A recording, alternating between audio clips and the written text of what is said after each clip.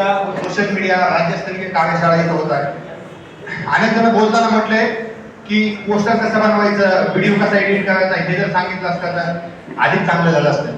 तेव्हा मला असं वाटत होतं की जेव्हा मी इथं पहिल्यांदा आलो आणि बघितलं समोर पोस्टर आहे, मला वाटलं उद्घाटन कार्यक्रमाच्या नंतर ते पोस्टर काढलं जाईल आणि तिथे म्हणजे फ्लॅश करून म्हणजे प्रोजेक्टरच्या माध्यमातून किंवा एलईडीच्या माध्यमातून पोस्टर कसं बनवायचं आहे असं आपल्याला शिकवलं आहे. पण ते तसं नाही. मला असं वाटतं की इथे प्रोजेक्टरनी एक तर शिकवलं गेलं पाहिजे होतं किंवा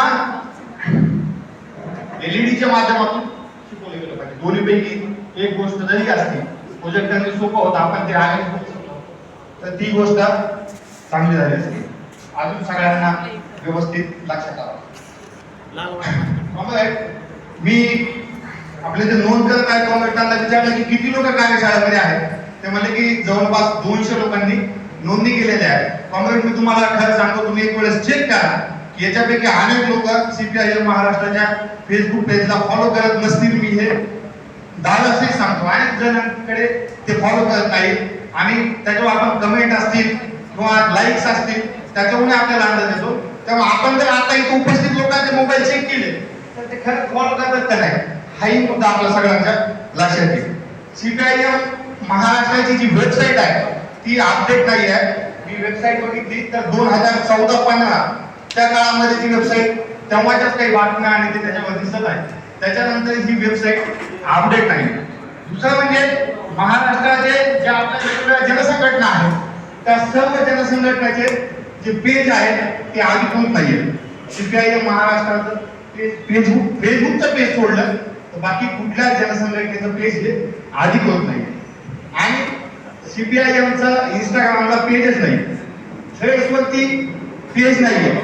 तर माझं असं म्हणणं आहे की जेवढे सोशल मीडिया ऍप आहेत ज्याच्याबद्दल आपण क्रेडेन्शियल फॉर्म मध्ये पण माहिती दिलेली आहे त्या सगळ्या फॉर्मचे ऍटलिस्ट महाराष्ट्राचे जे पेज आहे म्हणजे SFI महाराष्ट्र आहे, DYFI महाराष्ट्र, किसान सभा महाराष्ट्राचे जे पेज आहे, CPIM महाराष्ट्र, हे सर्व जे सोशल मीडिया प्लॅटफॉर्म आहे त्या सगळ्या अकाउंटवर निदान राज्याचे पेज हे ऑथोराइज असले पाहिजे असं मला वाटतं.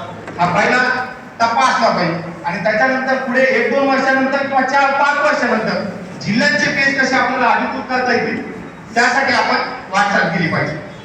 आणि वेबसाईटसाठी याच्यामध्ये जे आहे ती वेबसाईट आणि ह्या सगळ्या गोष्टी मला असं वाटतं की 5 लोकांची जर टीम असेल तर सगळ्या प्रकारचे पोस्टर्स आहेत ते चांगल्या क्वालिटीचे पोस्टर्स बनवण्यात येऊ शकतात.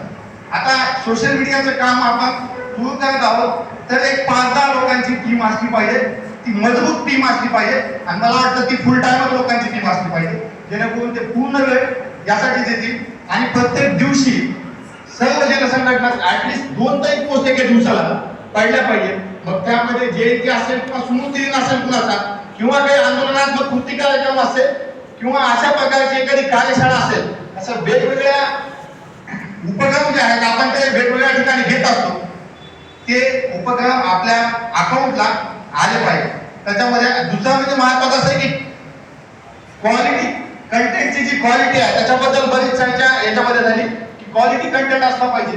पण आता सगळ्यांना जे ते साधनं आहेत ते सगळ्या जिल्हा कमिटीकडे लगेच उपलब्ध होतील अशी बाब नाही किंवा ती सहज शक्यता लगेच आपल्याला दिसत नाही किंवा ते लगेच होईल असं वाटत नाही. पण महाराष्ट्राचं जे पेज आहे त्यासाठी ज्या काही आपण पोस्ट टाकत आहोत त्याची क्वालिटी मला वाटतं पहिल्यांदा सगळ्यात आधी वाढली पाहिजे आणि त्याची क्वालिटी वाढली तर मग ते पाहून सगळे जिल्हे जे आहेत ते अनुकरण करतील आणि एकूण सगळी क्वालिटी जी आहे ती वाढेल. प्रोफेशनली जर काही काम करणारे समजा बाहेरून लोक जे आउटपुट सोर्सेस आपण ज्याला बघतो त्यांना जरी आपल्याला काही घ्यावं लागलं तर घेतलं पाहिजे आणि आपले वेबसाईट असेल किंवा अकाउंट्स असतील ते सगळे सक्रिय केले पाहिजे. काँग्रेस जनसंघटनाचं जर काम वाढलं तरच पक्ष वाढणार. मी SFI मध्ये काम करतो. SFIचा छत्रपती संभाजीनगर डिस्ट्रिक्ट सेक्रेटरी आहे आणि महाराष्ट्र स्टेट कमिटी मेंबर आहे. काँग्रेस महाराष्ट्रामध्ये 24 सार्वजनिक विद्यापीठ आहे आणि त्याच्यामध्ये आपण पुणे, छत्रपती संभाजीनगर आणि नांदेड सोडलं तर बाकीच्या विद्यापीठांमध्ये पाहिजे तसं संघटनेचं काम नाही. म्हणजे अनेक गोष्टी आहेत की काम वाढवणं पण काम आहे. मला वाटतं जे ज्या जनसंघटना आहेत त्यांचं कोऑर्डिनेशन होणं गरजेचं आहे. जिथं डीवायएफआय आहे तिथं एसएफआय वाढवण्यासाठी मदत झाली पाहिजे, जिथं एसएफआय आहे तिथं डीवायएफआय, असं सर्व जनसंघटनांनी मदत केली तरच आपलं एकूण कार्य जे आहे वाढेल आणि आपण सगळे पुढे जाऊ. थांबतो. धन्यवाद. यानंतर नांदेड धरती गावणे आणि त्यानंतर जीवन कार्यकारी संपादक विजय पाटील यांनी तयार